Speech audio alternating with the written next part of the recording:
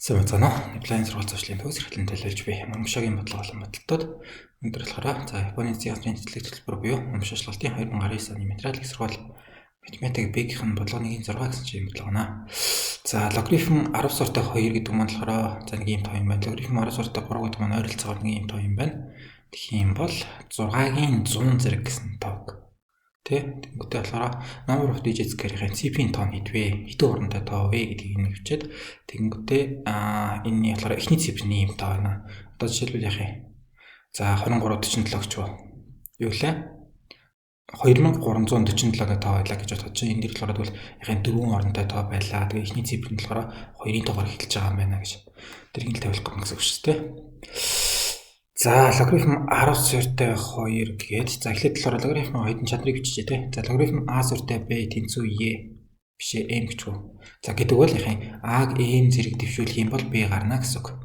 За логарифм яхаа 10 суурьтай 2 гэж бичсэн байна гэдэг бол энэ одоо яхаа тэгцэг 300-аас нь тэгцэг 3010 гинэ.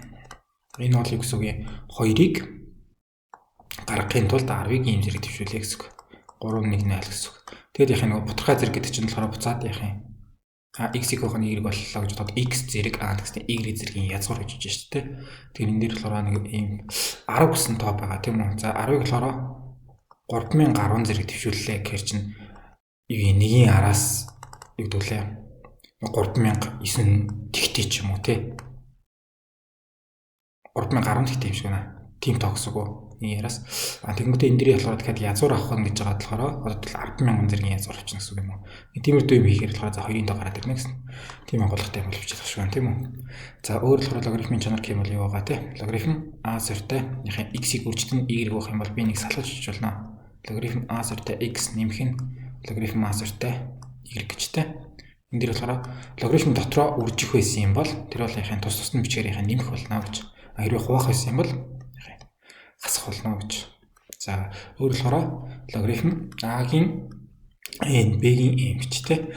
Хэрвээ энэ яхаа логарифмын дээр нь байгаа тооны зэрэг бол m урдаа гарч ирэхдээ яхаа томороо гараад ирнэ b тэ. Энэ a-гийн нөгөө суурийн зэрэг байсан бол тэр болохоор 1-ийг хуваахна гэсэн байдлаар гараад ирнэ гэж. Нэмэр төчнөр одоо эдрийг мэдж чадвал бодчих واخа гэж бодно. За 6-гийн 100 зэрэг гэсэн тоо байгаа тийм үү? Энэ хэдэн хурамтай тоо вэ гэсэн. Энийг бол яг яаж бодох вэ гэж шууд ингэж өгч юм бол хэлэх мэдэх юм алга байна. Тэгсэн чинь логарифм 10 суурьтай 2 нь юм шүү, 10 суурьтай 3 нь юм шүү гэдээ өгсөн юм чинь. Тэгвэл ерөөсөө логарифм 10 суурьтай гэдгийг ашиглаж л бодох юм шүү дээ. За энэ том тоогоо нэг a гэдэг нэг том тоог авчих тий. 6-гийн тоог үржтгэн 6 үржтгэн 6 гэх мэтлэгийн явсараад 100 ширхэг 6-гийн тоог үржсэн л тоог гэсэн үг шүү дээ тийм үү. Энийг a гэж тавьчаад хоёр талаас нь болохоор логарифм 10 суурьтай гэдэг авчих. Тэгвэл нэгдэлт нь болохоор логарифм 10 суурьтай a гэдэг нь манай тооноос 10 суурь авчлаа шүү гэсэн үг юм болж байна. Нөгөөх нь логарифм 10 суурьтай гэснээр 6-гийн 100 зэрэг болно тийм үү? Тэнцүү.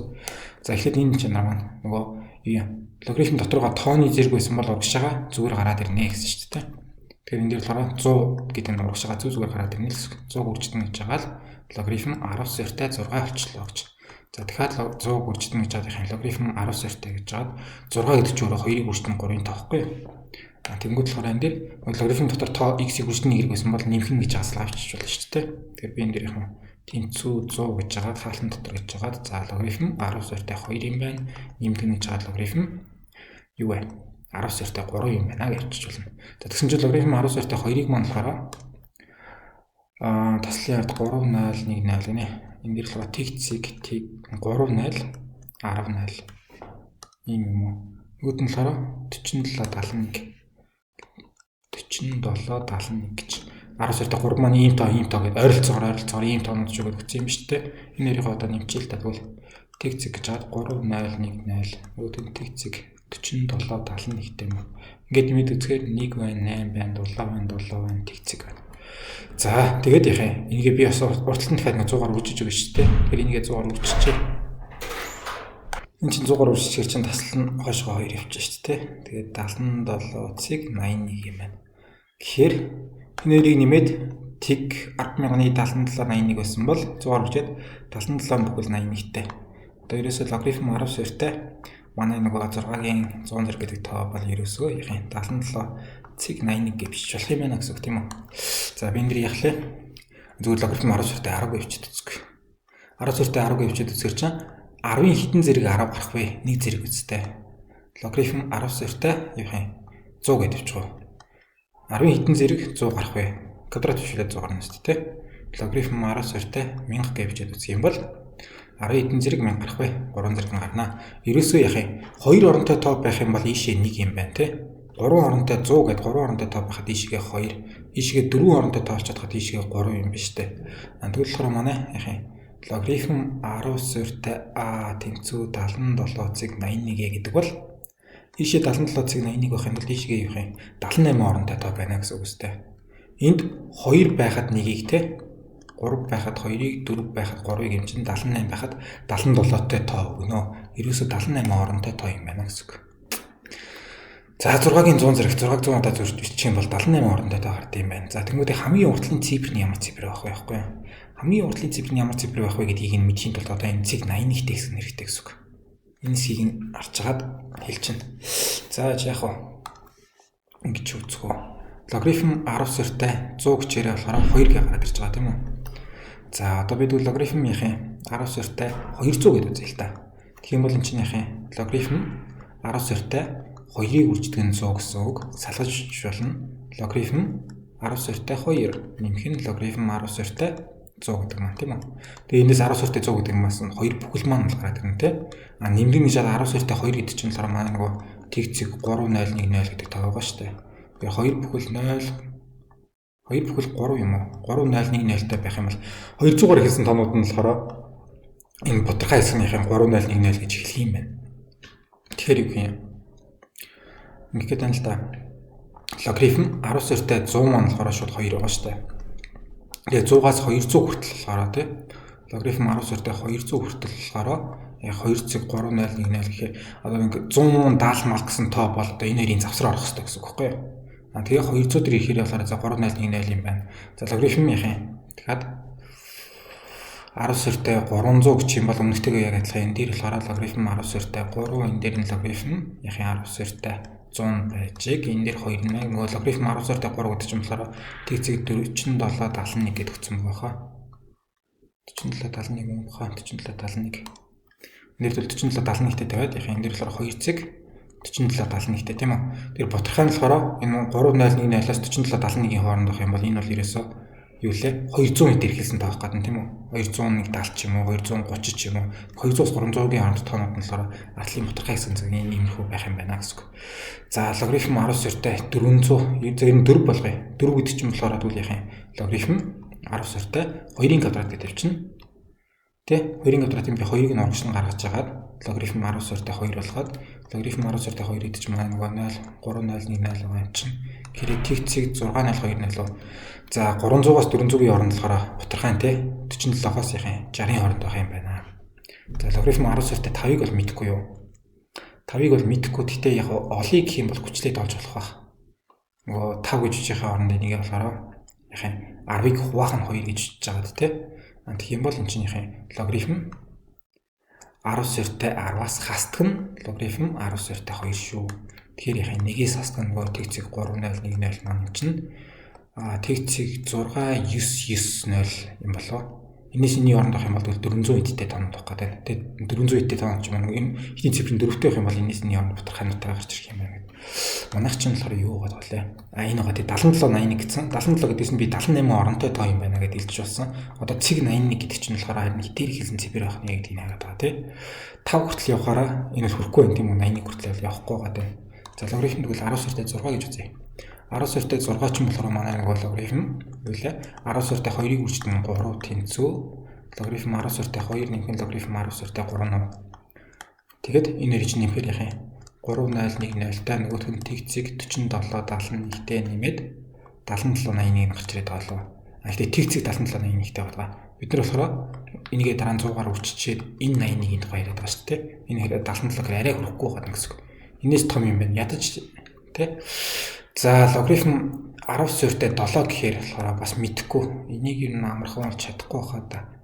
Логарифм 10 сууритай 8 гэх юм бол харин 8-ыг бол мэдэн шүү дээ. 8-ыг бол яах юм? Логарифм 10 сууритай 2-ын 3 зэрэг тий. 2-2-ын 4, 4-2 8. За 3-ыг нь урагш нь өчиж агаад логарифм юу юм? 10 сууритай 2 болгочлоо.